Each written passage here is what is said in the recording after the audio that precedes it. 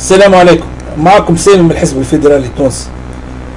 ثم بشرى صار نحب نقولها لكم اليوم، اللي هي باش تفرح جميع شرفاء تونس، اللي هي بشرى قدوم العالم التونسي الدكتور المهندس الهادي علي.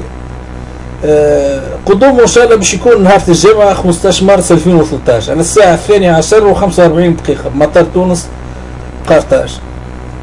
بالنسبه للناس اللي ما تعرفش سي الهادي علي، باش نعمل لكم معناها مقدمه قصيره وتعريف قصير بهذا المناضل الكبير.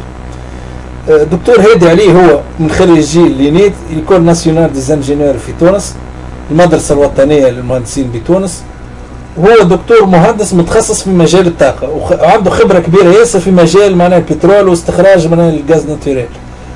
الرجل هذا راهو مناضل كبير ياسر، ناضل اكثر من 30 سنه وليه معناها اكثر من 25 سنه للمجال لتونس. معناها تصور انت انسان عنده اكثر من ربع قرن متغرب على تونس من اجل كرامه التوانسه، من اجل الحريه ومن اجل الديمقراطيه، وعنده نضالات كبيره ياسر خاصة ضد نظام بورقيبة وضد نظام بن علي وضد النظام الحالي تاع حركة النهضة. السي الهادي علي اللي مازالوا ما يعرفوش، عنده برشا فيديوهات موجودة في الفيسبوك في اليوتيوب. أو باش نحكيكم على أهم المواضيع اللي طرق لها السي الهادي علي. منظومة الفساد في مجال الطاقة والبترول والغاز الطبيعي. الموضوع هذا راه مهم ياسر.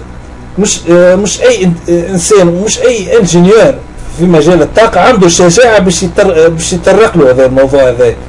كما تعرفوا راهي تونس تعوم على بحيره كبيره من البترول ومن الغاز الطبيعي. الثروه البتروليه اللي موجوده في تونس تعادي 9 مرات اكثر من الثروه البتروليه اللي موجوده في قطر.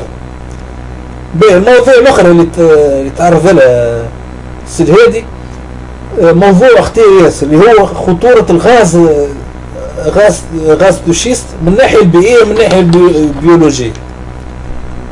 وظاهرة